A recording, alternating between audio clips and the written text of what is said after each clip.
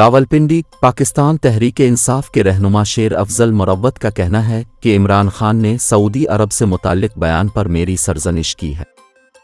Adiala jail के बाहर media से गुफ्तगू करते हुए शेर अफजल मुरव्वत ने कहा कि लतीफ़ खोसा ने पब्लिक अकाउंट्स कमेटी के लिए हामिद खान का नाम लिया था। हामिद खान तो सेनेटर हैं, वो चेयरमैन पीएसी नहीं बन सकते। पीटीआई में कोई फॉरवर्ड ब्लॉक नहीं। उन्होंने कहा कि बानी पीटीआई ने बबांग दुहुल कहा कि कोई डील नहीं, कोई मुफाहमत नहीं। इमरान खान ने कहा कि कौम के लिए ज़रूरी है अपनी उड़ान भरे। रहनुमा पीटीआई का कहना था कि पहले 8 फरवरी फिर 21 अप्रैल को हमारे मैंडेट पर शब खून मारा गया। एक सवाल के जवाब में शेर अफजल मुरव्वत ने कहा कि इमरान खान ने सऊदी अरब से मुताल्लिक बयान पर मेरी सरजनिश की है।